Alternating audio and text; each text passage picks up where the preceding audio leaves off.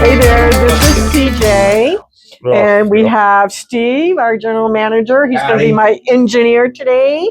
And then we have Adam from the Story County Emergency Management Group, and we're going to talk a little bit about that Lovelock emergency Lockwood. flood. No, excuse me. Yes, Lockwood emergency flood evacuation drill that's coming up. Yep. And so we have a few more minutes before we start our podcast, and you'll get to hear all the lowdown. Okay? Cool. So we're just going to sit. Yeah, fly on the wall. Be the fly on the wall. And so later on, we'll post this on Facebook on Carson Rural Communities. It will also be on, the link will be there for your YouTube enjoyment.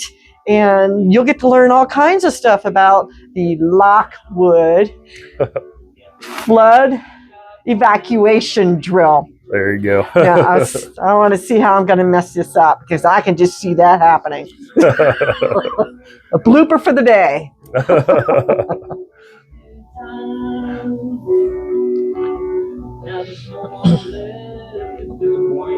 I'm not going anywhere. Pretty hot in a cot. It's better than homeless. I won't ask if anyone cares. And I'm going to get up one more time just to make sure.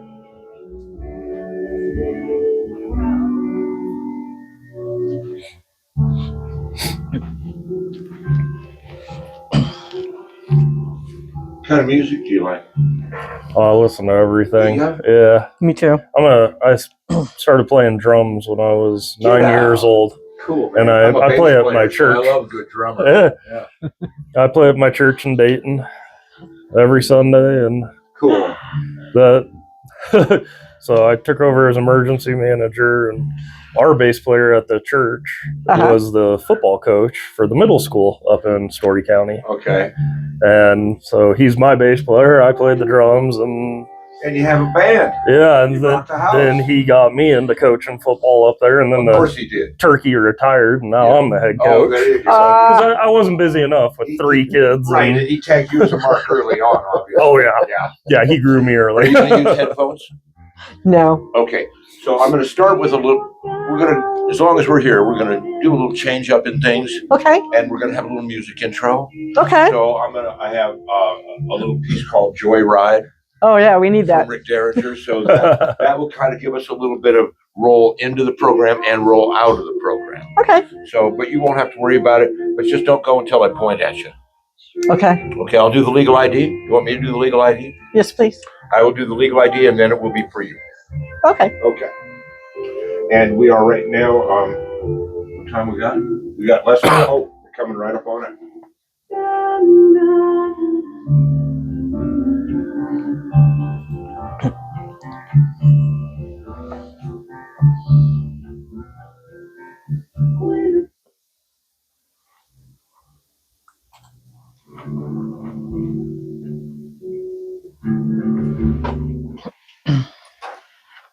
Welcome.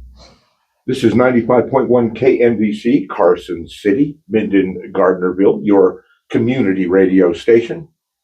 And it is time right now for Carson Rural Communities Update. Let's give it up for CJ. Here you go, girl. It's all you. Hello, Mr. Steve. How are you? You know, my day is. It was such a joyous evening last night for our open house that we had here. We had, I think, 70 plus people who came to see our brand new art gallery and our exhibition called Silver Sings by the fabulous local photographer, Pete Resnick. All black and white photographs of local singer-songwriters and musicians that probably everybody in the community has seen at some point or another at a community event or in a local venue. It was a wonderful evening, and so I'm kind of still riding on the high of that. Well, that's nice. Yeah. And you know what? I came down the ramp and saw the pictures all hung up, and they're absolutely gorgeous. There's no gallery really like that. It's a fun thing, and the community is welcome to come and check it out. Yes, anytime. Not anytime. I won't be here at 3 a.m. Oh, no, yeah, I mean, I won't be there at 3 a.m. either. Okay. So, but most of the time. Most of the time. We'll leave it at that. Yes. Well, I wanted to let you know that I invited one of my friends, Mr. Adam Wilson, from the Story County area to come out and chat with us. And Adam is the director of the Emergency Management Program, and he's going to talk to us about the Lockwood flood evacuation drill that's coming up soon. And you know, Lockwood is in the Story County area. And so, Adam, what's going to happen with this? Do we need to move all our cars or what do we have to do? Well, thank you for having me, CJ. So, first and foremost, we're going to do a town hall. So that way the public gets those questions answered as well and can ask questions of the officials. So it'll be myself from emergency management and my team. We'll have the sheriff's office there, public works, the fire district, and then the county manager and our public information officer as well. So that's going to be next Wednesday, November 12th from 5:30 to 7 p.m.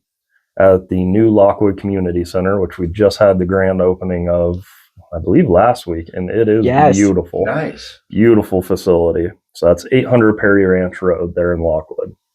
And so we'll get into the details of the exercise, but we had recently did one of these up in the Virginia City Highlands, and we used a wildfire.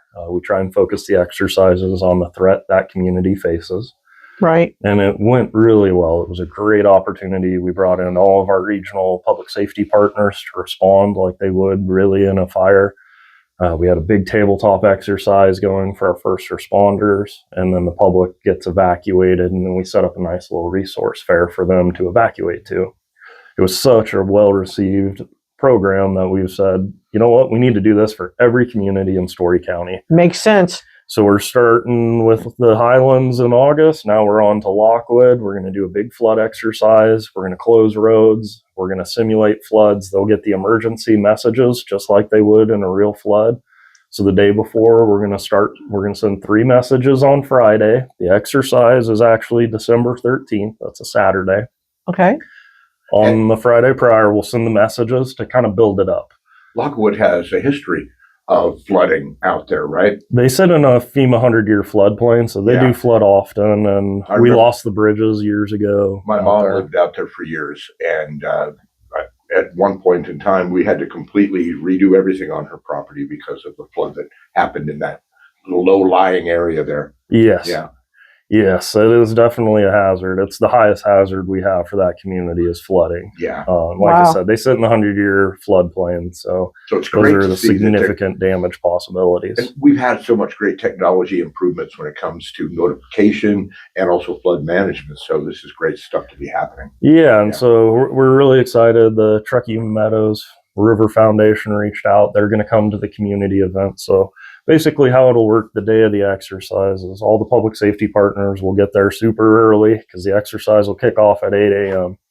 We'll have the signs out that simulate roads being closed due to flooding. We'll have deputies directing traffic, and we try and make it as realistic as we can. So there's definitely going to be a little chaos introduced into this because that's realistic when it really happens. It's going to be chaotic. So, right.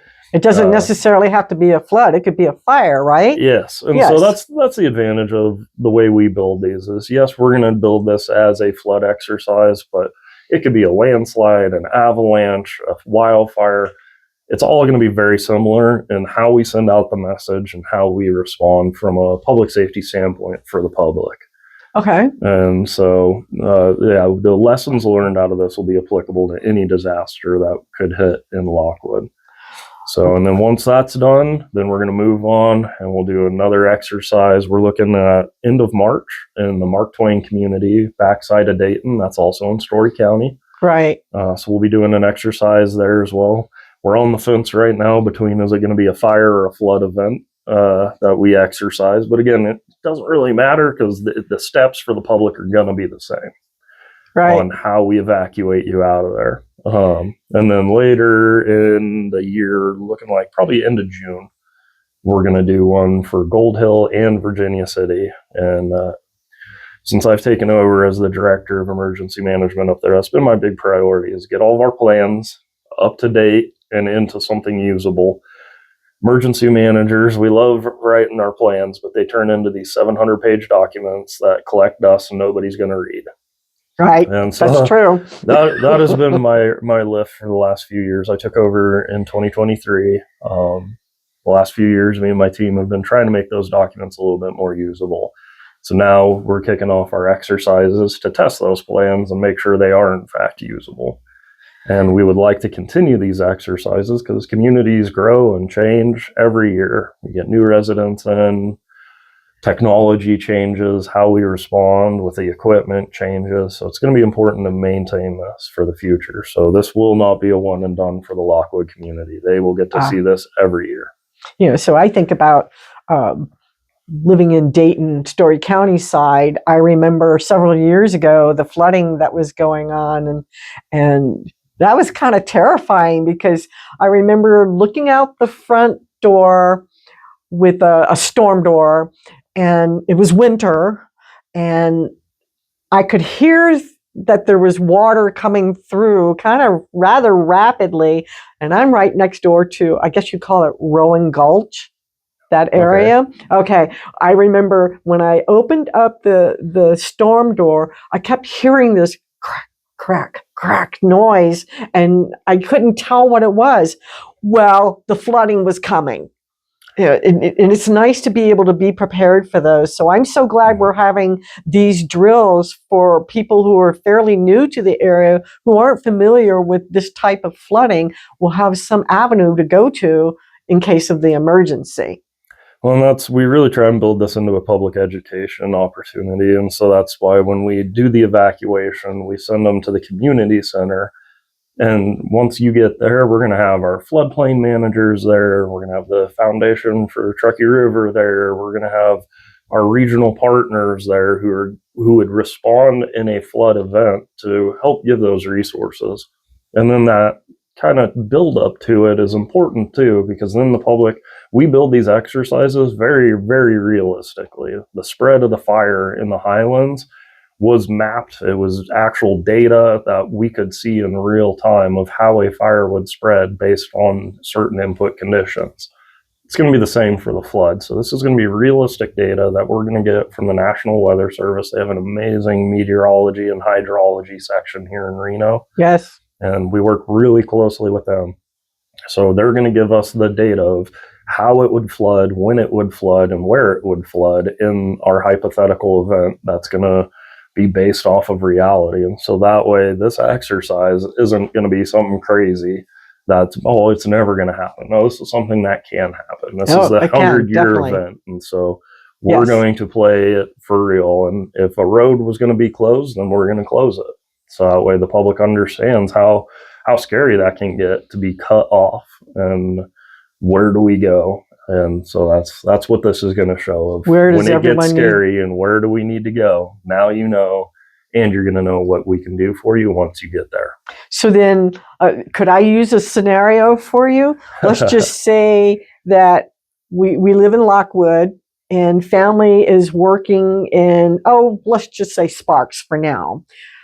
How will they know where they need to meet up, or what should they do just to start? So that's a huge part of what we're trying to push in the education aspect is have a plan. And so that's why we do this town hall a month prior. So one, get the information out so people are prepared the day of the exercise. But two, that gives us the opportunity to talk to the residents out there about you need to build your plan now. You need to build your go bag now.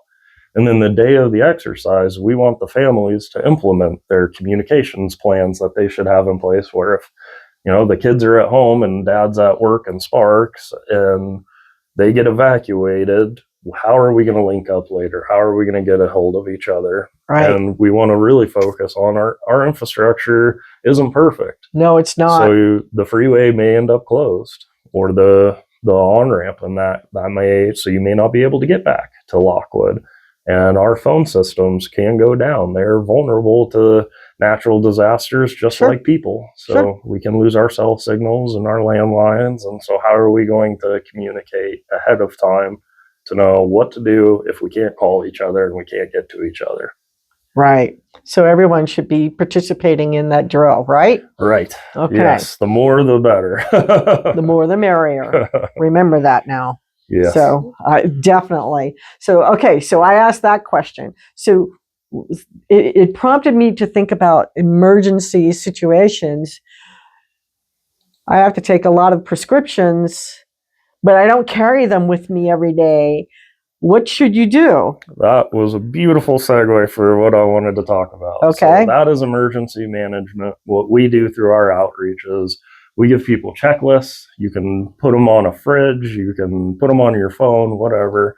And it talks about making sure you have medications if you're on durable medical equipment, to make sure you have backups for those and batteries to operate them in case the power goes out for a long period of time. Food and water, and how much you should have depending on how many people live in your home.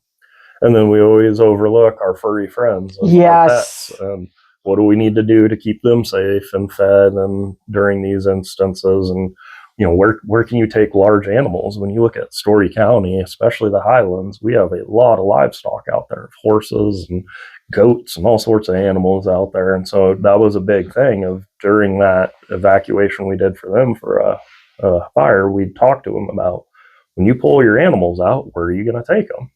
Right. Because I'm pretty sure most of the motels aren't going to be on board with you bringing a stallion into your hotel room. So or a so where do we take them? Or and again, that's something that emergency management we plan for. So if we're going to evacuate a community, we have locations set up where if you have an RV, then you can stay in your RV. Or if you have small animals, dogs and cats and things like that, where you take them, and then large animals, where you take them. And so this isn't anything that we can operate in a silo. And so you and I had talked about earlier, we work super closely with our regional partners.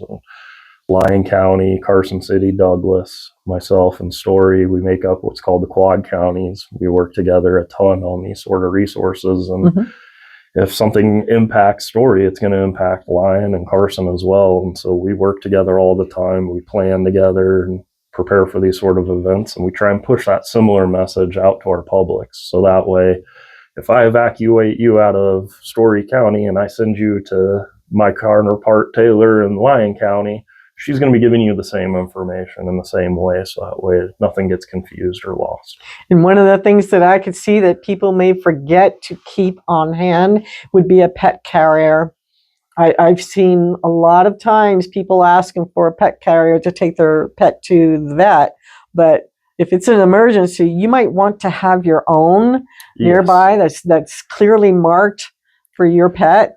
And a lot of times, like the areas where we're going to set up for storing these animals, we need the carriers to keep them separate, because we don't want to just throw a bunch of animals who don't know each other into one room. That can turn into chaos. Yes. So. And they're already afraid. Yes. It's a stressful environment for people. It's a really stressful environment for animals. So yeah, having those kennels is definitely valuable. And you'll see that a lot if you look at disasters across the country. Whenever they start talking about animal evacuations, you'll see they're always asking for those. If anybody has a kennel, they can come donate so we can take in more animals. So if you have your own, that's definitely helpful, because it is a limited supply that we can reach out and bring in to help in that environment.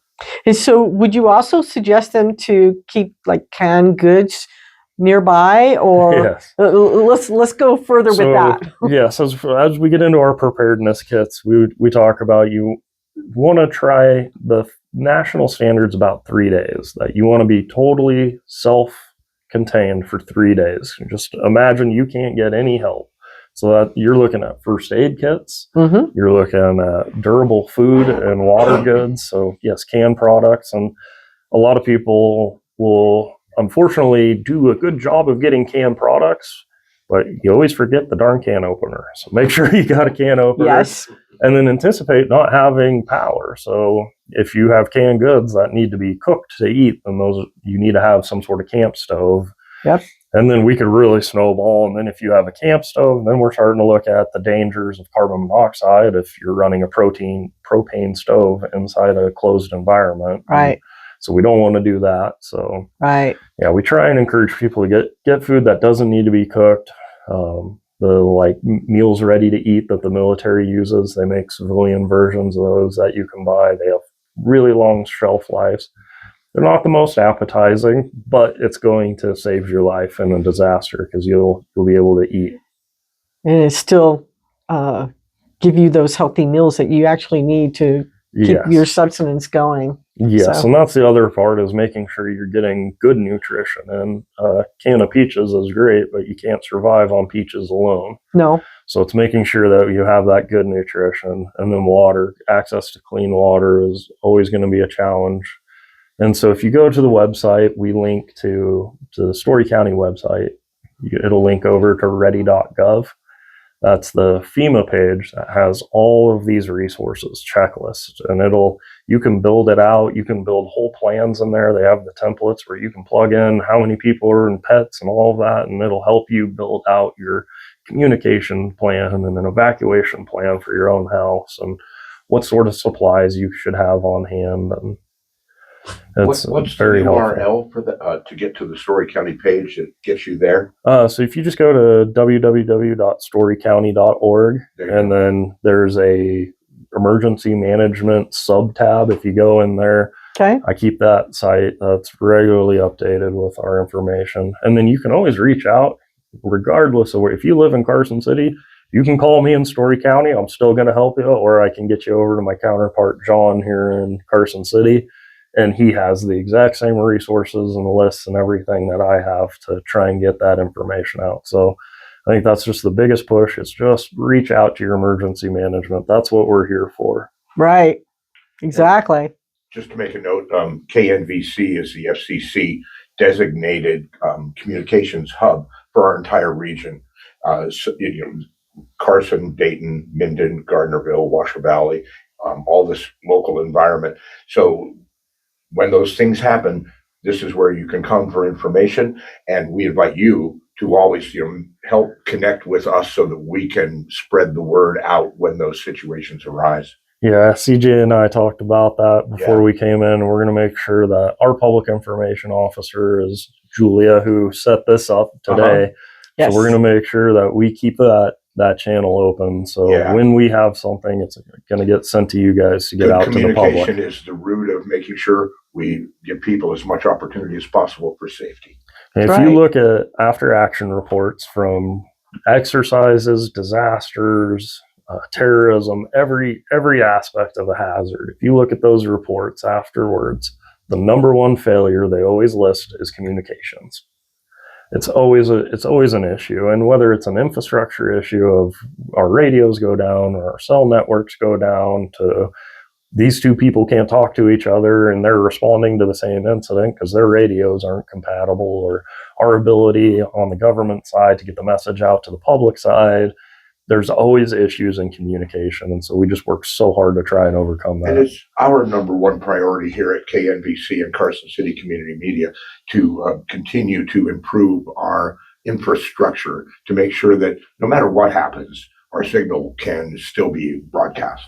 That's another one of the items that is highly encouraged to have in those disaster kits that you have at your house is one of those little FM radios that you can wind up. Yeah, so you don't need batteries. Yeah, you don't need batteries. You can crank them. it, and then they could come on and get updates from us at the government through you guys on the radio.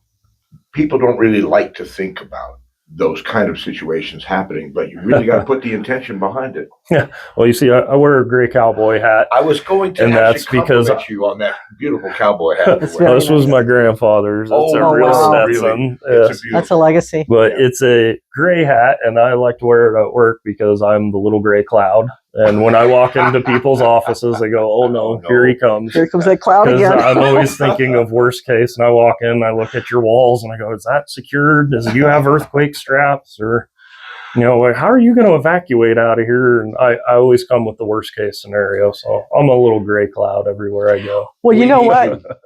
I'm a survivor of oodles of hurricanes, okay? Very lucky. New Orleans, Yes. Yeah. Hurricanes, you see them coming. You hear they're coming. You know they're coming. You don't know an earthquake is coming. Or a flash flood. Or a fire. So you should probably practice that even in your home. Well, and science is amazing, and they have made some really good strides. The UNR Seismology Lab they're working on this advanced system that they will deploy across Nevada, where it could give a little bit more of a heads up on an earthquake, which is amazing because where we're at now is you don't know until the floor starts shaking. That's right. And so this new system that they're trying to deploy is it could be a real game changer for emergency management side of the house, because even a 30-second heads up is enough to build in fail safes to cut gas lines and bring down water pressure and things like that. And so that could be a real game changer from the earthquake side of the house. And then fires, also through a partnership with UNR, we have that alert wildfire system. NV Energy is really invested in that. So we have these AI cameras on mountain peaks all across the West Coast. They're in Idaho, California, everywhere. And the AI system detects hot spots and smokes, and it'll automatically bring that camera focus onto that point, and then it alerts a human to verify, is it actually a fire? And it has been an amazing system. There's so many success stories out of alert wildfire where if that system didn't exist, we could have lost communities due to fires. Wow. But we get notified so fast now by these fires. So we're making huge strides thanks to technology.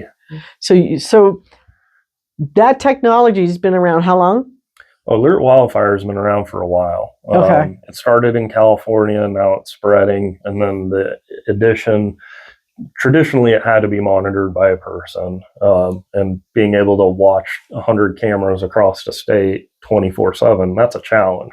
Yes. So with the introduction of that AI software in there, where it is monitoring all these cameras 24/7 in real time, and it's able to differentiate between what's a flashing light and what is a ignition source from a fire, and it can differentiate between clouds and smoke day or night. It's really impressive. Wow, that's kind of cool. Considering now, what was it, about 4 or 5 months ago, there was a fire out towards the Gardnerville or the Minden area, out in that area. Mm-hmm. What did they do for that when you had the huge plume? You could see the plume of the smoke from the fire. I actually pulled over to take a video of that, a short video. But what do people do now with that? So that's the advantage, like that alert wildfire system, is we can get eyes on that very quickly. So that's accessible to the public too. Those cameras are. You can't move them or anything, but you can pull up any camera. If you pull up the Alert Wildfire website, it shows where all their cameras are all across the West Coast, and it's almost overwhelming when you pull up the map. There are so many cameras on all these mountain peaks now, and wow, and that's what they're for, is to help alert us to that. Exactly. Well, I want to say thank you so much for taking the time during the lunch break to chat with us about this, because obviously it can save a life, and it's fairly important. And I'm so glad you were able to come over and talk to us about it, and hopefully we can rendezvous again to learn more about this. Yeah, like I said, we plan on running these for the foreseeable future. So we have 4 primary communities in Story County that are residential. So works out well, because then we can run a exercise every quarter and move around through each community. And as the years go on, we can introduce different sorts of exercises. There's full functionals, there's drills, there's tabletops. So the sky's the limit. And it's really a partnership with our community. And when they started asking for these exercises, it was like, my gosh, this is a huge missed opportunity that we should have been doing from the get-go. Right. And so we kicked it off immediately as soon as they had brought it up. So glad you're doing that. Yes, definitely. I want to participate in that. It gives us an opportunity to push out so much more information too. Like you said, the building of the kits. We also teach the Stop the Bleed. That's the Department of Defense. That's that big trauma medical class. Emergency management in Story County teaches that. That's free of charge, open to the public or government or whoever wants it. So we teach that course, and that's on tourniquets and things. And so we're able to get that information out, and the more people that we can get this information to, like you said, that saves a life. Yeah, definitely. And when you can get it on scale of across an entire county or an entire region, then we're saving a lot of lives. And That's that is right. the goal, to save Yep. as many as we can. Yep. So, okay. So let's say one more time. When is the drill? No, excuse me. When is the town hall? Okay, we'll start with the town hall and then the exercise. So the town hall is Wednesday, November 12th in Lockwood from 5:30 to 7 p.m. at the Lockwood Community Center, and its address is 800 Perry Ranch Road. Then Saturday, December 13th from 8 a.m. to noon, we will do the flood evacuation exercise. We'll evacuate the residents out of their homes, and again, they'll go to that community center and we'll have a resource fair set for them. Okay. And then I will have the first responders with me at a non-disclosed location so that way Sure. they can focus, but they will be running a tabletop exercise with me on how they would respond to that. Okay. Very good. Well, thank you again. That lots of information, huh, Steve? Absolutely. Oh my And gosh. critical information. It's the good stuff. Yes. Yeah. Well, thank you Yes. guys so much for having me and giving me the opportunity to start sharing some of this information. And I look forward to doing some more work together. Just keep being that little gray cloud, brother. Thank you. That's funny. Yeah, a little gray cloud. I love it. Is that attached down there? Is that attached to the wall in case they could fall? Oh, it doesn't may, look but- like it. That's a new improvement that obviously was done in a hurry. Yes, that's Yes. okay. Okay. Okay. Well, thank you again. Thank you. So let's go ahead and do our PSAs, if you don't mind, Steve. Do you want to start or do you want me to? Would you like to start? I will. And I'm going to talk about the call to artists that's out there now. This is for a members group exhibition. Registration is October 10th through the 31st. And this is from the Brewery Arts Center. They're now accepting submissions for the inaugural members exhibition. It's a regional exhibition that will highlight work from various mediums, and all members in our community are encouraged to apply. Applications are now open and they close on October 31st. That's okay. I missed that one. Oh, that's all right. All right, you go next. Okay. Let's see if I can read it now. Okay. All right. So healthy feet are happy feet. Let's see. What's the secret to a happy day? Well, that would be it starts with happy feet. When your feet hurt, does your feet hurt? Nope. It's hard to focus on anything else. Pain, aches, and discomfort can turn a great day into a really sour day. But healthy feet can keep you moving, exploring, and doing the things you love. So don't ignore the warning signs. Whether it's a nagging ache or a sharp pain, it's your body telling you to take care of your foundation. Healthy feet are happy feet, and happy feet lead to a happier you. For more information and tips on keeping your feet healthy, visit the American Podiatric Medical Association at apma.org. Well, that brings us to the end of the program, CJ. Oh, well, thank you. Thank you, everybody, for listening. Thank you, Mike, for joining us. Any last words, CJ? No, I just want to say thank you so much for listening to us. And I hope you enjoy our Thursday 12 to 12:30 podcast each week on Thursdays. This has been Carson Rural Communities Update on 95.1 KNVC. And say bye-bye now.